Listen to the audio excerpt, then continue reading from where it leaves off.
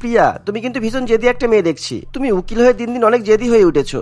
আর তুমি বিয়েটাকেও কি তোমার কোর্টের কেসের মতো ভেবেছো নাকি? তোমাকে আমি নিশ্চয়ই বিয়ে করব, কিন্তু আমার মায়ের ব্যাপারটা একটু বোঝো।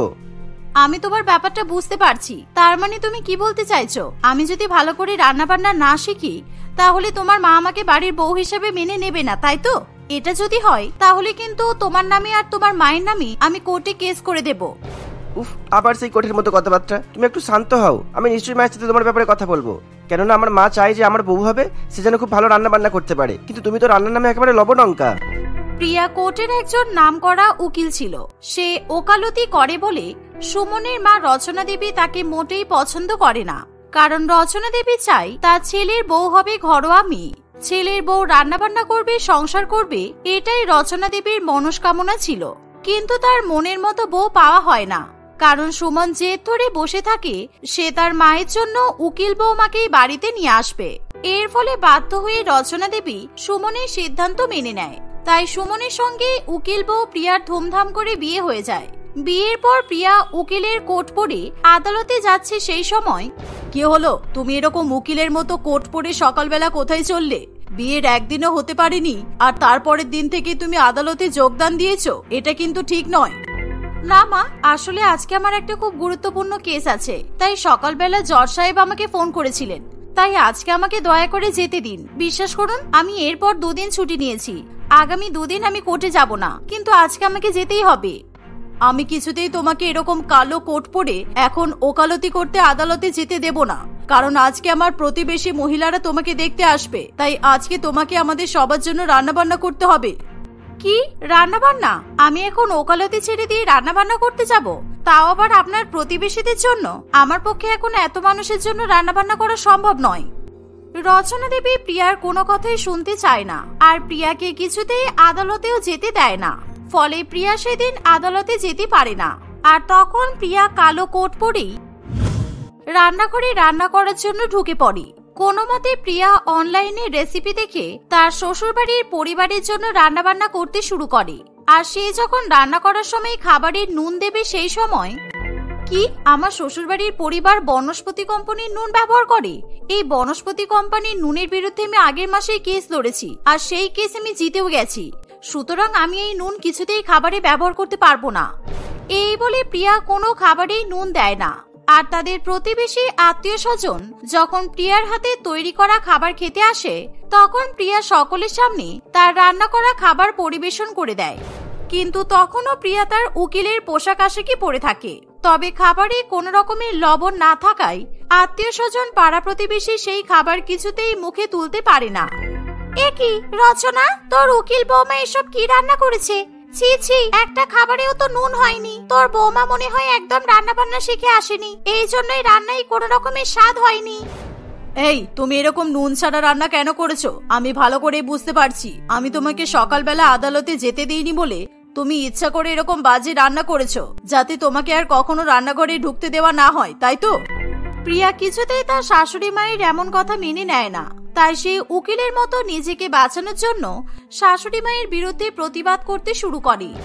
মা, আপনি একজন উকিলের উপর এরকম ভাবে অভিযোগ তুলতে পারেন না। আপনি জানেন আমি কেন খাবারে নুন দেইনি? তার কারণ হলো আপনি যে কোম্পানির নুন ব্যবহার করেন তার বিরুদ্ধে আদালতে মামলা হয়েছে, কারণ ওই কোম্পানি নুনের মধ্যে বেশি পরিমাণে পশুর হাড় মেশায়। সেই জন্য আমি একজন উকিল হয়ে একটা হিরো কোম্পানির নুন কিছুতেই ব্যবহার করতে পারবো না, তাই আমি রান্নায় কোনো রকমের নুন ব্যবহার করিনি। প্রিয়ার এমন কথা শুনি তার শাশুড়ি মেয়ে এবং পাড়া প্রতিবেশী সকলেই অবাক হয়ে যায়, আর তারা কোনো কথা বলতেও পারে না। শেষ পর্যন্ত কেউ কোনো খাবার না খেয়ে নিজের মতো বাড়িতে ফিরে যায়। আর এভাবেই প্রিয়া যখনই রান্না করে তখনই সে নিজের উকিল চরিত্র ফুটিয়ে তোলে। একদিন আবার প্রিয়া আদালতে যাবে, এমন সময় তার শাশুড়ি মা তার ঘাড়ে রান্নাবান্নার দায়িত্ব চাপিয়ে দেয়। আজকে তুমি আমাকে ভালো করে বিরিয়ানি আর মটন কষা রান্না করে দাও, কারণ আমার ছেলে আমার কাছে অফিসে যাওয়ার আগে বিরিয়ানি খাওয়ার আবদার করে গেছে, কিন্তু আমার হাত ভীষণ ব্যথা, তাই আজকে আমি রান্না করতে পারবো না। মা, আপনি জানেন না কালকে কোর্টে একটা নতুন কেস এসেছে, আর সেই কেসটা হলো বিয়ের পর শাশুড়ি মা বৌমাকে কাজে বেরোতে দিচ্ছে না। আর জজ সাহেব সেই কথা শুনি শাশুড়ি মাকে 3 বছরের জন্য জেলে ভরে দিয়েছে, যাতে সে আর কিছুতেই তার বৌমাকে বিরক্ত করতে না পারে। তুমি এই কথা বলে আমার কাছে কি প্রমাণ করতে চাইছো যে আমি তোমাকে আদালতে যেতে না দিয়ে বাড়িতে রান্না বান্না করার জন্য জোর করে আটকে রাখছি? মানে আমি তোমার উপর বধূ নির্যাতন করছি, তুমি আমার নামে আদালতে কেস করবে? তোমার তো দেখছি সাহস কম নয়। না না, আমি আপনার উপর কেস করব কেন? কিন্তু হ্যাঁ, যখনই আমি আদালতে যাই তখনই কিন্তু আপনি আমার উপর রান্না বান্নার দায়িত্ব চাপান, কেন বলুন তো? এভাবে প্রিয়া এবং তার শাশুড়ি মায়ের মধ্যে ভীষণ পরিমাণে ঝামেলা শুরু হয়ে যায়। প্রিয়া না চাইতেও যেহেতু বাড়ির বউ, তাই সে রান্নাঘরে ঢুকে কোনো মতে তার শাশুড়ি মেয়ে এবং স্বামীর জন্য বিরিয়ানি রান্না করে এবং রান্নাবান্না কমপ্লিট করার পরে সে আদালতে যেতে পারে। আদালতে কাজ সেরে আসার পর সে আবার রাত্রিবেলা নিজের শাশুড়ি মা এবং স্বামীর জন্য রান্না করে। এভাবেই দেখতে দেখতে কিছুদিন কাটে। একদিন প্রিয়া রান্নাঘরে রান্না করছে, এমন সময় হঠাৎ করে রচনা দেবী তার কাছে এসে বলে, বৌমা, কালকে তুমি মাংসের ঝোল আর ভাত রান্না করেছিলে না, মাংসগুলো কিন্তু একদম সিদ্ধ হয়নি, কাঁচা কাঁচা গন্ধ ছিল, মোটেই খাওয়া যাচ্ছিল না। তাই আজকে তুমি একটু ভালো করে মন দিয়ে রান্না করো আর মাথা থেকে ওকালতিটা বার করে দাও, যাতে তুমি রান্নায় মন দিতে পারো। রচনা দেবী এরকম উকিল বৌমাকে সবসময় ঠেস মেরে কথা বলে, আর প্রিয়া সেটা মোটেই পছন্দ করতে পারে না। তাই প্রিয়া ঠিক করে সে তার শাশুড়ি মাকে এবার জব্দ করবে। সেই জন্য প্রিয়া সঙ্গে সঙ্গে নিজের কানে ফোন তুলে নেয় আর ফোনে কথা বলার নাটক করে। হ্যাঁ হ্যাঁ, আপনি চিন্তা করবেন না, আমি আপনার দুরবস্থা বুঝতে পেরেছি। আপনি রান্না করতে পারেন না বলে আপনার শাশুড়ি মা আপনাকে কথা শোনায়, আর আপনি আপনার শাশুড়ি মায়ের বিরুদ্ধে কেস করতে চান। ঠিক আছে, আমি বুঝতে পেরেছি, আপনি একদম চিন্তা করবেন না। আপনার শাশুড়ি মাকে আমি ঘাট ধরে আদালতের কাঠগড়ায় দাঁড় করিয়ে শিক্ষা দেব, যাতে আপনাকে রান্না বান্না নিয়ে কোনোদিনও কোনো কথা শোনাতে না পারি আর আপনার উপর নির্যাতন না করে, ঠিক আছে? প্রিয়ার মুখে এমন কথা শুনে রচনা দেবী ভয় পেয়ে যায়, আর প্রিয়া তখন কান থেকে ফোন নামিয়ে দেয়। এই দেখো আমার উকিল বৌমা, এত রাগ করতে নেই, এত রাগ করলে কি করে হবে? সবসময় এরকম কড়া কড়া কথা বলতে নেই, তুমি যেভাবে পারো সেভাবেই রান্না করো। আমি তোমার গুরুজন বলে তোমাকে রান্না নিয়ে উপদেশ দিচ্ছিলাম, এছাড়া তো আর কিছুই নয়। এই বলে রচনা দেবী ভয়ের চোটে সেখান থেকে চলে যায়। আর প্রিয়া তার শাশুড়ি মাকে জব্দ করতে পেরে এই প্রথমবার উকিল বৌমা হিসেবে মনে মনে একটু শান্তি পায়। কয়েক ঘন্টার মধ্যে প্রিয়া তার রান্না বান্না কমপ্লিট করে যখন আদালতে যাবে, সেই সময় তাদের এক প্রতিবেশী লীলা তাদের বাড়িতে আসে। দিদি, আমার বাড়িতে না চিনি শেষ হয়ে গেছে, আর আমার শাশুড়ি মা আমার কাছে চা খেতে চাইছে, তুমি কি আমাকে একটু চিনি দিতে পারবে? হ্যাঁ নিশ্চয়ই, তোমাকে চিনি দেব, একটু অপেক্ষা করো, আমি এক্ষুনি চিনি নিয়ে আসছি। এই বলে প্রিয়া কালো কোট পরে রান্নাঘরে চিনি নিতে চলে যায়। আর সে যখন লীলার হাতে চিনির বাটি তুলে দেবে, তখন সে দেখে যে লীলার গালে এবং গায়ে বড় বড় 5 আঙুলের দাগ। আর এমন দাগ দেখে প্রিয়া ভীষণ পরিমাণে চমকে ওঠে। কি ব্যাপার লীলা, তোমাকে এরকম ভাবে ভীত সন্ত্রস্ত দেখাচ্ছে কেন? আর তোমাকে কেউ কি তোমার শ্বশুর বাড়িতে অত্যাচার করেছে? কারণ তোমাকে দেখে মনে হচ্ছে তোমাকে খুব জোরে জোরে থাপ্পড় মারা হয়েছে। আমাকে সত্যি কথা বলো তো, কোনো ঘটনা একদম চেপে রেখো না, আমি কিন্তু উকিল, তুমি যদি আমাকে সত্যিটা বলো আমি কিন্তু তোমাকে সাহায্য করতে পারবো। প্রিয়ার এমন কথা শুনে লীলা নিজেকে সামলে রাখতে পারে না, সে প্রিয়ার সামনে জোরে জোরে কাঁদতে শুরু করে। আর সে উকিল বৌমার সামনে সমস্ত সত্যি ঘটনা বলে দেয়। আমি ভালো রান্না বান্না করতে পারি না বলে আমার শাশুড়ি মা আমার উপর ভীষণ অত্যাচার করে, সবসময় আমি ভয়ে ভয়ে থাকি। আজকে সকালবেলা আমি রান্না করতে গিয়ে জিনিসপত্র নষ্ট করে ফেলেছি, তাই আমার শাশুড়ি মা আমাকে এভাবে মেরেছে। কিন্তু তুমি দয়া করে এই ব্যাপারটা আমার শাশুড়ি মায়ের সামনে বলো না, আর তোমার শাশুড়ি মাকেও বলো না, কারণ ওরা দুজনেই খুবই ভালো বন্ধু। আর আমার শাশুড়ি মা যদি এই ব্যাপারটা একবার জানতে পারে তাহলে কিন্তু আমাকে আরো মারবে। লীলার মুখে এমন কথা শুনে প্রিয়া ভীষণ পরিমাণে রেগে যায়। আর ঠিক সেই মুহূর্তে লীলার শাশুড়ি মা সুস্মিতা দেবীও সেখানে চলে আসে। আর সে ভালো করে বুঝতে পারে যে তার বৌমা প্রিয়ার কাছে সব সত্যি ঘটনা বলে ফেলেছে। কি হলো বৌমা, চিনি চাইতে এসে তুমি সুখ দুঃখের গল্প শোনানো শুরু করে দিয়েছো? একবার বাড়ি চলো, তোমার হচ্ছে তারপর। আপনার তো সাহস কম নয়, আপনি বধূ নির্যাতন করছেন, আবার আমার দিকে তাকিয়ে চোখ রাঙাচ্ছেন। আপনি কিন্তু ভুলে যাচ্ছেন আমি একজন উকিল। বৌমার মুখে এমন চিৎকার শুনে রচনা দেবীও সেখানে চলে আসে। এই রচনা, তুই তোর উকিল বৌমাকে কিন্তু সামলে রাখ, ও উকিল হওয়ার জন্য নিজেকে নিয়ে খুবই বড়াই করছে। আর তোর বৌমা তো নিজেই রান্নাঘর সামলাতে পারে না, তার উপর এখন আমার বৌমার রান্নাঘরের দিকে উকি মারতে এসেছে। এর ফল কিন্তু ভালো হবে না বলে দিচ্ছি। তোর এই উকিল বৌমা কিন্তু আমার বৌমাকে উস্কানি দিচ্ছে। এই বলে সুস্মিতা দেবী নিজের বৌমাকে নিয়ে আবার বাড়িতে ফিরে যায়। আর রচনা দেবী তার উকিল বৌমাকে খুব বকাবকি করতে থাকে, কারণ সে তার প্রতিবেশীর এরকম তিক্ত কথা মোটেই সহ্য করতে পারে না। একে রচনা দেবী তার উকিল বৌমার উপর সবসময় রেগে থাকে, তার উপর সে আবার তাদের প্রতিবেশী সুস্মিতা দেবীর সঙ্গে তর্ক করেছে, আর সব মিলিয়ে রচনা দেবী প্রচন্ড পরিমাণে রেগে যায়। তোমার তো দেখছি সাহস দিন দিন বেড়েই চলেছে। তোমাকে কে বলেছে আমার বান্ধবী ওর বৌমার উপর বধূ নির্যাতন করে? তুমি তোমার মুখ একদম সামলে রাখো। তুমি উকিল হয়েছে বলে নিজেকে সবার থেকে সেরা ভাবার দরকার নেই। আপনি বুঝতে পারছেন না মা, আমি লীলার গায়ে নিজে মারের দাগ দেখেছি, আর ও আমাকে কাঁদতে কাঁদতে ও শাশুড়ি মায়ের সম্বন্ধে সব কথাই বলেছে। আমি উকিল হওয়া সত্ত্বেও সেই বিরুদ্ধে কোনো অভিযোগ দায়ের করব না, এটা তো হতে পারে না। আর আমি আপনার কোনো কথা শুনবো না। আমি ভালো করেই জানি ও শাশুড়ি মা বুঝতে পেরেছে যে লীলা আমাকে সব সত্যি কথা বলে দিয়েছে, তাই এখন যে করেই হোক লীলাকে তো বাঁচাতে হবে। এই বলে প্রিয়া তার শাশুড়ি মায়ের কোনো কথা শোনে না। সে উকিলের কোট পরা অবস্থাতেই সুস্মিতা দেবীর বাড়ির সামনে চলে যায় আর তাদের রান্নাঘর দিয়ে উকি মারতে শুরু করে। তখনই প্রিয়া দেখে যে সুস্মিতা দেবী তার বৌমার উপর অত্যাচার করছে। আমাকে ক্ষমা করে দিন মা, আমি আর পাশের বাড়ির উকিল বউয়ের কাছে কোনোদিনও যাব না। দয়া করে আমাকে মারবেন না, আমি ঠিক করে সব রান্না বান্না শিখে নেব। আমি আপনার নামে ইচ্ছা করে ওদের কাছে কিচ্ছু বলিনি। দয়া করে আমার উপর আর অত্যাচার করবেন না মা। আজকে তোকে মেরে মেরে তোর হাত মুখ আমি ভেঙে দেব, কারণ তুই একেই রান্না বান্না করতে পারিস না, তার উপর তুই আবার আমার নামে নালিশ করতে গেছিস। আজকে তোকে মজা দেখাচ্ছি, শয়তান মেয়ে ছেলে। এই বলে সুস্মিতা দেবী তার বৌমাকে প্রচন্ড পরিমাণে মারধর করে। এমন সময় প্রিয়া পকেট থেকে ফোন বের করে ভিডিও রেকর্ডিং করে নেয় আর জোর করে সুস্মিতা দেবীর রান্নাঘরে ঢুকে পড়ে। সুস্মিতা দেবী তখন প্রিয়াকে দেখে ভীষণ পরিমাণে ভয় পেয়ে যায় আর সে কিছুতেই লীলার গায়ে হাত তুলতে পারে না। আমি সেদিনকে রান্নায় নুন দিইনি বলে আপনি আমাকে অনেক কথা শুনিয়েছিলেন, তখনই আপনাকে দেখে আমার ঠিক ভালো লাগেনি। আর আজকে আপনি কি করছেন? নিজের বৌমার উপর শারীরিক নির্যাতন করছেন। আপনার সমস্ত কুকর্ম আমি ফোনে ভিডিও করেছি। এই সবকিছু আমি আদালতে পেশ করব, যাতে আপনার জেল হয়, তখনই আপনার শিক্ষা হবে। এই শুনে সুস্মিতা দেবী খুবই ভয় পেয়ে যায় আর সে প্রিয়ার পা ধরে কান্নাকাটি করতে শুরু করে। কিন্তু প্রিয়া কোনো মতেই কোনো কথা শুনতে চায় না। সে আদালতে গিয়ে সেই প্রমাণ জজ সাহেবের হাতে তুলে দেয়। এর ফলে লীলার শাশুড়ি মায়ের জেল হয়ে যায়। এই ঘটনা যখন রচনা দেবী জানতে পারে, তখন সে নিজের বৌমার উপর ভীষণ পরিমাণে গর্ববোধ করে আর সে নিজেও মনে মনে ভাবে যে তার বুদ্ধিমতী উকিল বৌমাকে রান্নাঘরে চার দেওয়ালের মধ্যে আটকে রাখা যাবে না। তাই সেদিনের পর থেকে শাশুড়ি মা উকিল বৌমাকে রান্নাঘরে রান্না করার জন্য জোর দেয় না। এর ফলে তার উকিল বৌমা স্বাধীনভাবে নিজের আদালতের কাজকর্ম করতে পারে।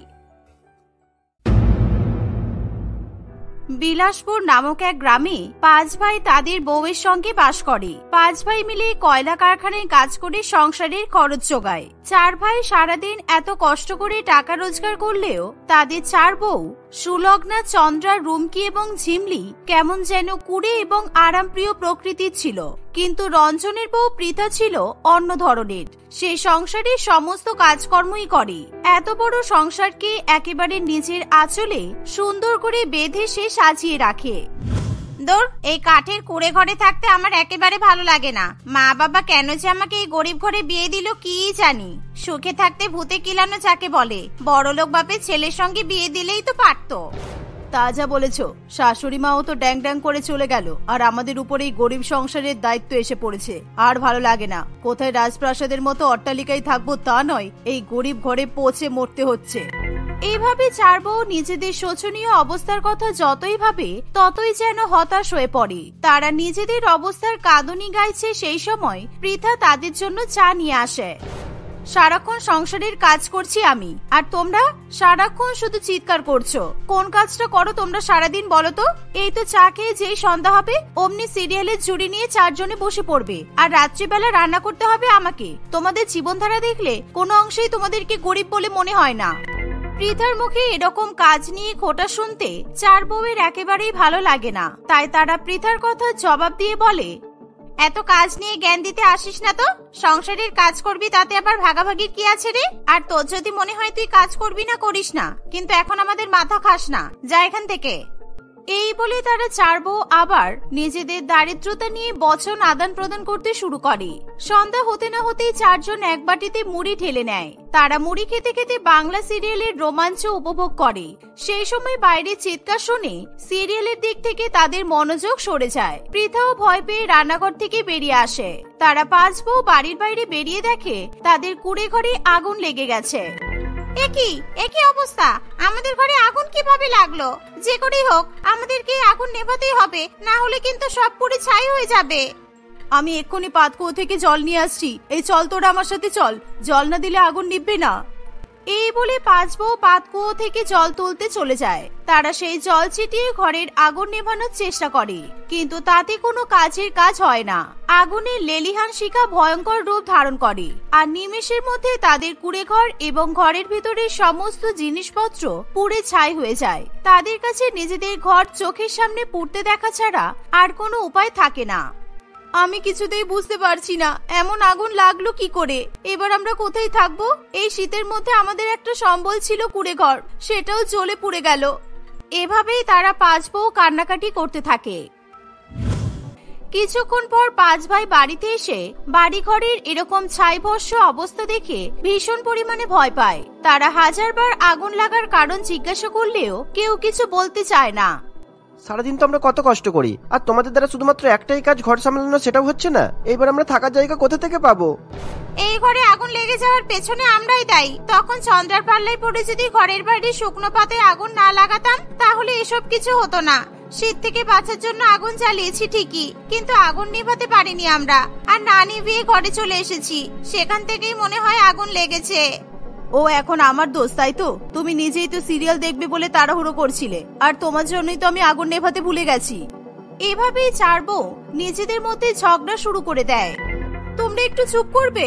এখন শীতের মধ্যে মাথা গোজার ঠাঁই কোথায় পাবো বুঝতে পারছি না, আর তোমরা ঝগড়া করে মরছো। আমাদের যে করেই হোক থাকার একটা ব্যবস্থা করতেই হবে তো। এমন সময় সুলগ্নার মাথায় একটা বুদ্ধি আসে। সে বরাবর বাংলা সিরিয়াল দেখে যেহেতু অভ্যস্ত ছিল, তাই তার বুদ্ধিও হয় বাংলা সিরিয়ালের মতোই। আমি একটা সিরিয়ালে দেখেছিলাম যে শাশুড়ি তার বউকে বাড়ি থেকে বের করে দিয়েছিল, তারপরে গরিব বউ থাকার কোনো জায়গা না পেয়ে চারিদিক থেকে ঘাস জোগাড় করে সেই ঘাস দিয়ে ঘর বানিয়েছিল, আর ওই ঘাসের ঘরেই ও থাকা শুরু করেছিল। তাই আমি ভাবছিলাম আমরাও যদি আমাদের জন্য এরকম ঘাসের বাড়ি বানাই তাহলে কেমন হয়? এতে তো কোনো খরচও নেই। একেবারে বেকার। এখন ঘাসের বাড়ি বানানোর জন্য ঘাস কোথা থেকে জোগাড় করব? তুমি দয়া করে তোমার সিরিয়ালের কোনো বুদ্ধি দিও না। কেন দাদা, দিদি ভাই তো ঠিক কথাই বলেছে। আর ঘাস জোগাড় করা এমন কোনো বড় ব্যাপার নয়, পাশের জঙ্গল থেকে শক্তপোক্ত ঘাস জোগাড় করলেই হয়ে যাবে, আর সেটা দিয়ে আমরা ঘাসের বাড়ি বানাবো। প্রথমে কেউ তাদের কথাতে রাজি হয় না, কিন্তু বিনা খরচায় ঘাসের বাড়ির থেকে ভালো অন্য কিছুর উপায়ও তারা পায় না। এর ফলে সকলেই ঘাসের বাড়ি বানাতে রাজি হয়ে যায়। পৃথা দেখে যে সেই মুহূর্তে ঘাসের বাড়ি একমাত্র ভালো থাকার জায়গা হতে পারে। আর দেরি না করে পাশের জঙ্গলে তারা চলে যায়। সেখান থেকে বেশ ভালো মজবুত থেকে ঘাস জোগাড় করতে শুরু করে তারা। কিছুদিনের মধ্যেই তারা সবাই মিলে ঘাসের বাড়ি তৈরি করে নেয়। বাহ, এই ঘাসের বাড়িটা কি সুন্দর দেখতে হয়েছে, আর আমাদের 1 টাকাও খরচ হয়নি। না হলে এই শীতের মধ্যে কোথা থেকে টাকা জোগাড় হতো, আর কি করেই বা শক্তপোক্ত বাড়ি তৈরি হতো বলতো? তারা সকলে মিলে ঘাসের বাড়িতে বসবাস করতে শুরু করে ঠিকই, কিন্তু এরপরেও বিপদ তাদের পিছু ছাড়ে না। প্রায় বেশ কিছুদিন সব ঠিকঠাকই চলে। তারপর একদিন, এই পৃথা, তুই জানা বাইরের কুয়ো থেকে জল তুলে নিয়ে আয়, কারণ বাকি বউরা মনে হয় না কোনো কাজ করতে ইচ্ছুক। যা, তাড়াতাড়ি যা, আমি ততক্ষণে ভাত রান্না করি। আর পৃথা, জামা কাপড় কেচে ধুয়ে মেলে দিয়ে আয়। আচ্ছা দিদি, যাচ্ছি। শুধু আমরা 3 জনেই ঘাসের বাড়িতে কাজ করে মরি, আর বাকি 2 জন তো পড়ে পড়ে ঘুমোক। উফ, কানের সামনে এরকম চিৎকার করিস না তো। আর তোর বর বাড়িতে আসলে বলবি যে আমাদের ঘাসের বাড়ির জানালাগুলো হালকা হয়ে গেছে, ওগুলো কিন্তু খুলে ঠিক করতে হবে। ঠিক আছে, বলবো। আমি যাই, জল নিয়ে আসি। সুলগ্না সবেমাত্র হাড়িতে ভাত চাপিয়েছে, ঠিক তখনই চন্দ্রা দৌড়ে ঘরের ভেতরে ঢুকে পড়ে। বাইরে থেকে হঠাৎই দৌড়ে ঘরের ভেতরে আসার ফলে সে খুবই হাঁপিয়ে ওঠে।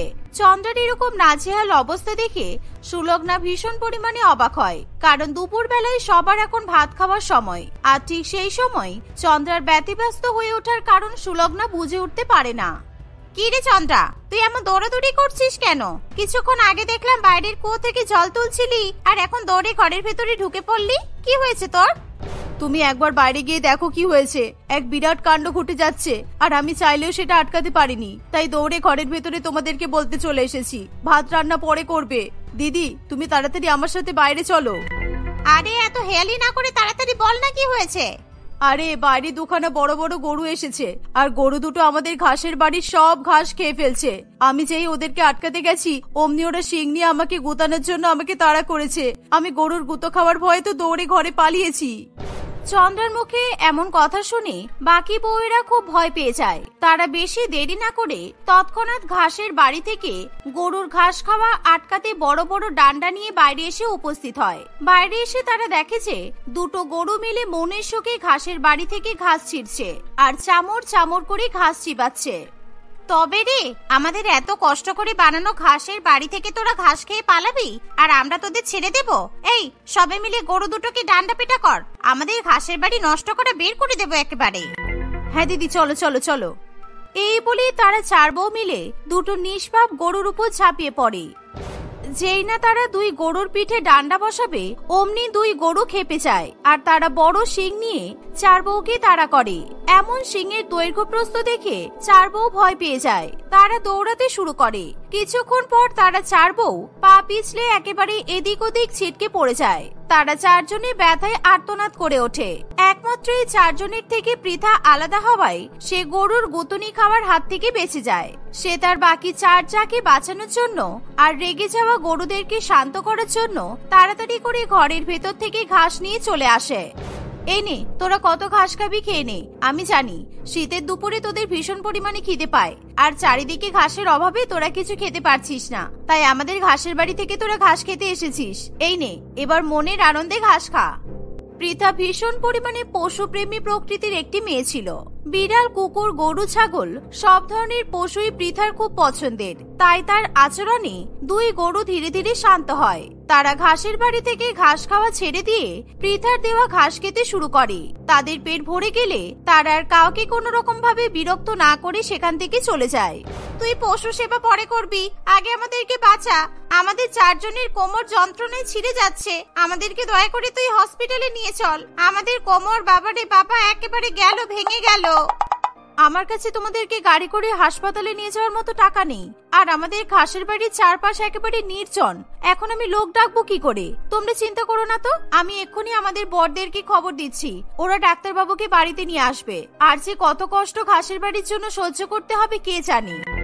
এই বলে পৃথা ঘরে গিয়ে তার বরকে ফোন করে সব ঘটনা জানায়। তারা পাঁচ ভাই এরকম ভয়ানক ঘটনা শুনে কারখানায় কাজ করার পরিস্থিতিতে থাকে না। তারা কারখানা থেকে ছুটি নিয়ে যে করেই হোক একজন ডাক্তারের ব্যবস্থা করে। সেই ডাক্তার নিয়ে তারা বাড়িতে আসে। ডাক্তারবাবু গরু সিংয়ের গুঁতো খাওয়া চার বউয়ের চিকিৎসা করে তাদেরকে ওষুধ দিয়ে দেয়। চার বউ ধীরে ধীরে সুস্থ হয়ে ওঠে। আমি আমার জীবনে প্রথমবার ঘাসের ঘর দেখলাম। আপনাদেরকে একটা উপদেশ দিই, আপনারা দয়া করে ঘাসের ঘরে থাকবেন না, কারণ আজকে যে করে হোক একটা বিপদ থেকে বেঁচে গেছেন, পরে আবার কোনো বিপদ হতেই পারে। তাই থাকার যত কষ্টই হোক না কেন আপনারা টিনের চালের অন্তত বাড়ি বানিয়ে নিন। হ্যাঁ, আপনি ঠিকই বলেছেন। ধন্যবাদ ডাক্তারবাবু, এই নিন 500 টাকা আপনার ফিস।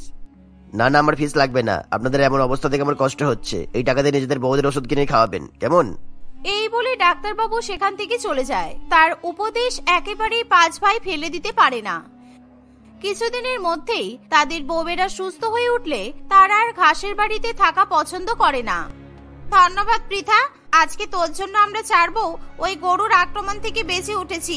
আমরা যদি মাথা ঠান্ডা রাখতাম তাহলে এরকম পরিস্থিতি হতো না।